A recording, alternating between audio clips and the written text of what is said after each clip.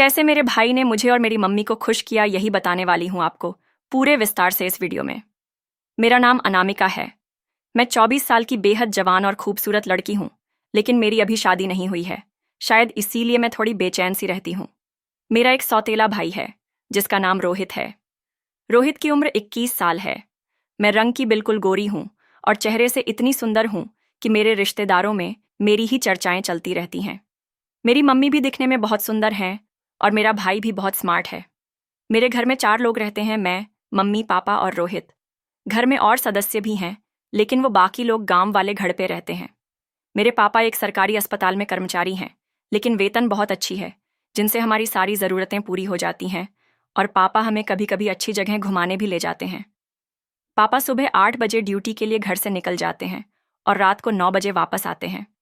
इसलिए शायद मम्मी भी दिन भर थोड़ी उदास सी रहती थीं और मैं उनकी इस उदासी का कारण अच्छे से जानती थी। मैं जानती थी कि शायद मम्मी की वो ज़रूरत पूरी नहीं हो पा रही है, क्योंकि पापा दिन भर के थके हुए होते हैं और घर आते ही खाना खाकर सो जाते हैं और मम्मी के लिए समय नहीं निकाल पाते। मुझसे मम्मी की ये उदासी देखी नहीं जा रही थी और परेशान तो मैं भी थी। इसलिए मैंने हम दोनों की इस समस्या का समाधान निकालने का सोचा। मुझे पहले नहीं पता था कि रोहित मेरा सौतेला भाई है। एक दिन मैं और मम्मी बैठकर बातें कर रहे थे, तभी भाई का जिक्र होने लगा।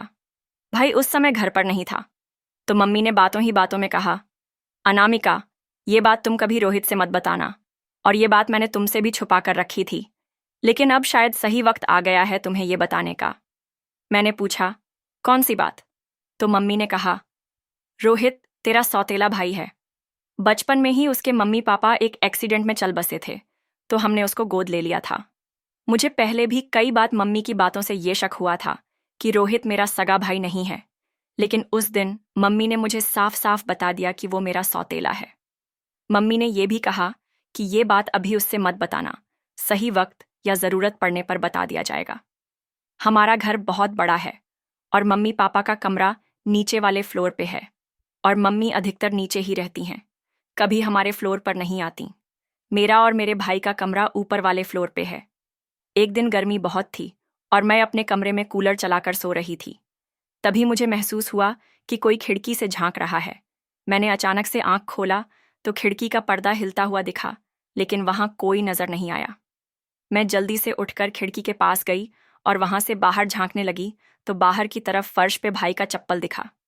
मैंने अंदाजा लगा लिया कि वो भाई ही था और आवाज ना हो, इसलिए जल्दी से चप्पल यहीं छोड़कर भाग गया।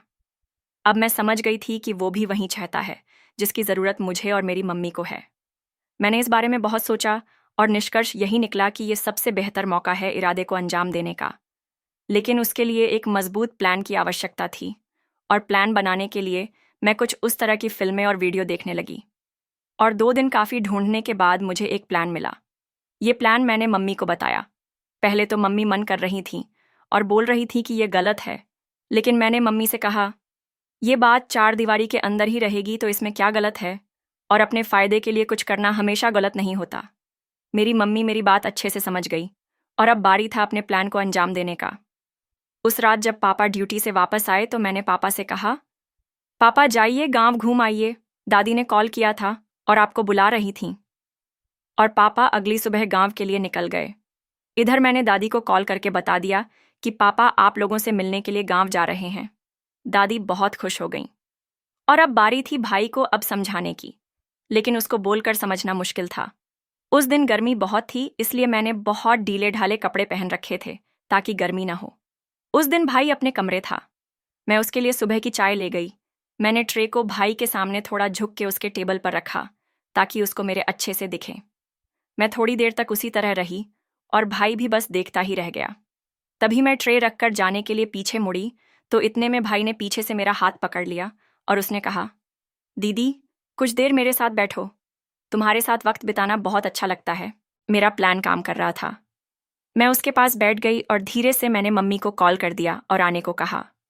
जब तक मम्मी आ रही थी मैंने भाई को समझाया कि भाई देख, एक तू ही है जिस पे मेरी और मम्मी की बहुत सारी उम्मीदें टिकी हैं, तो प्लीज़ तू हमारी उम्मीदों पर खरा उतरना। इतने में मम्मी आ गई और मम्मी ने दरवाज़ा अंदर से बंद कर लिया, फिर कमरे की सारी लाइट ऑफ कर दी।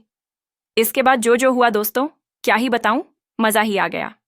कमेंट में पार्ट 2 लिख दीजिए, तो इसके बाद जो हुआ वो मैं पूरे विस्तार से आने वालों वीडियो में बताऊंगी।